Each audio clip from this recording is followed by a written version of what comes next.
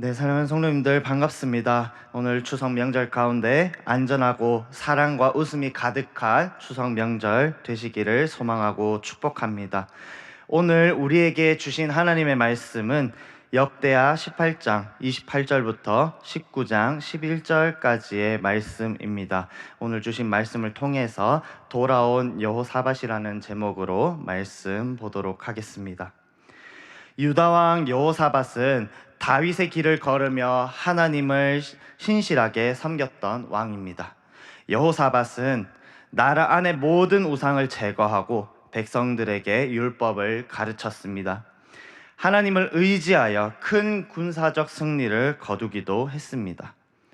블레셋과 아라비아 사람들이 조공을 바칠 정도로 그의 나라는 강성했고 주변 나라들이 그를 두려워했습니다. 이 모든 것이 여호사밧이 하나님을 찾고 그의 계명을 따랐기 때문입니다. 하지만 이렇게 신실했던 여호사밧에게도 큰 실수가 있었습니다. 바로 어떤 실수였냐면 악한 아합 가문과 혼인 동맹을 맺고 그와 함께 길르앗 라몬 전투에 참여하였습니다. 이 잘못된 선택은 그를 죽음의 문턱까지 이끌었고 하나님의 준엄한 책망을 듣게 했습니다. 오늘 우리는 여호사밧의 실수를 통해서 하나님 앞에서 우리가 가져야 할 올바른 자세가 무엇인지 말씀을 나누고자 합니다. 오늘 본문 말씀은 유다 왕 여호사밧이 북이스라엘의 악한 왕 아합과 동맹을 맺고 아람과의 전쟁에 나섰다가 겪는 위기와 그 이후의 이야기를 다루고 있습니다. 여호사밧은 400명의 거짓 선지자들의 말을 듣고 출전하지만 참 선지자 미가야는 이 전쟁에서 패배하고 아합 왕이 죽을 것이라고 예언하고 있습니다. 실제로 전쟁터에서 아합은 변장하고 여호사밧에게만 왕복을 입혀 적들의 표적이 되게 만들고 있습니다.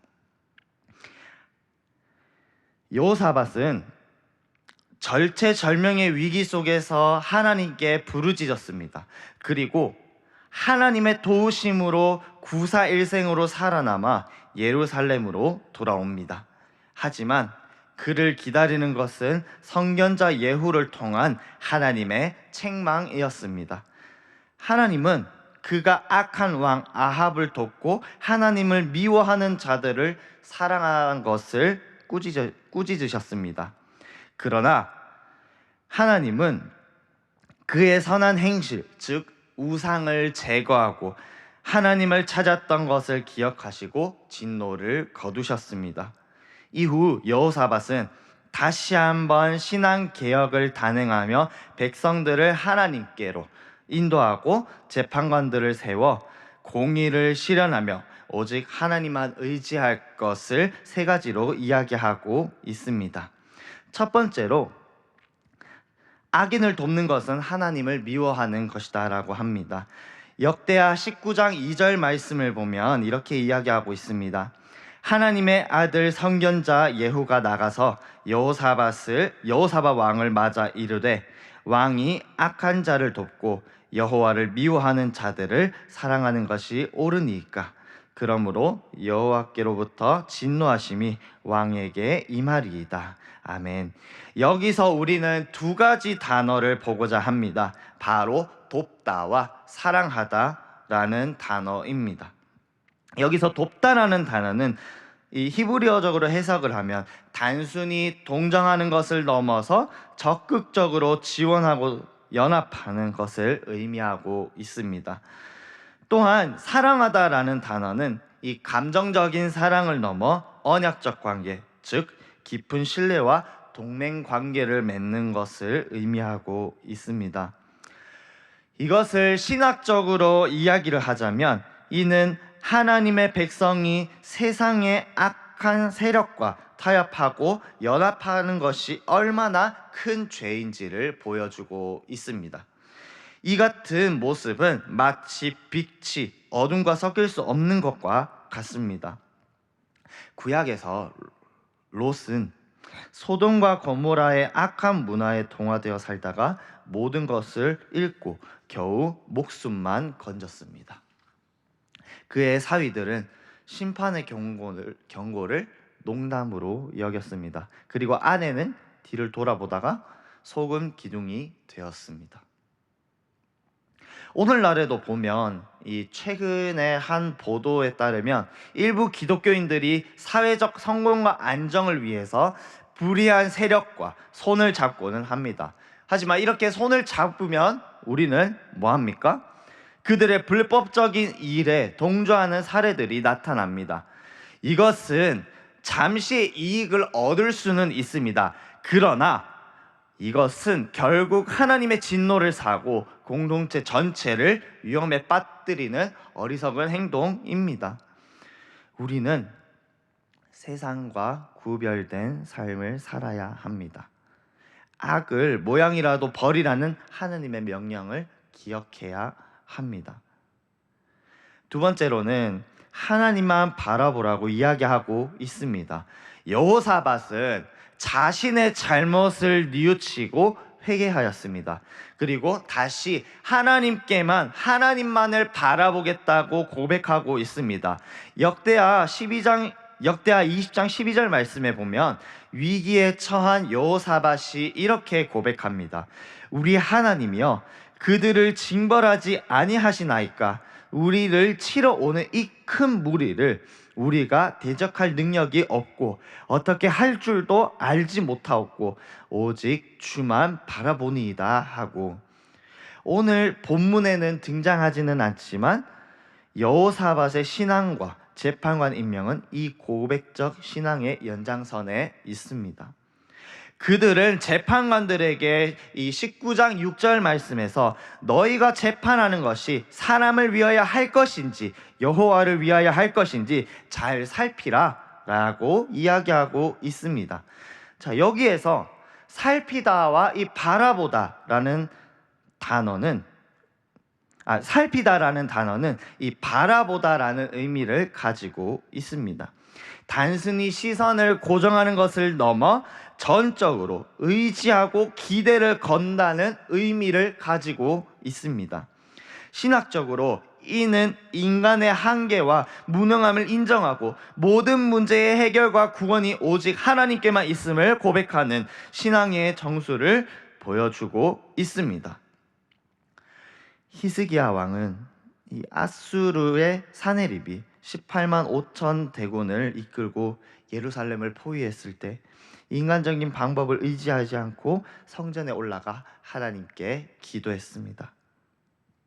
그는 하나님 앞에 이 접장의 편지를 펼쳐놓고 간구했고, 하나님은 그날 밤 천사를 보내서 아수르 군대를 전멸시키셨습니다.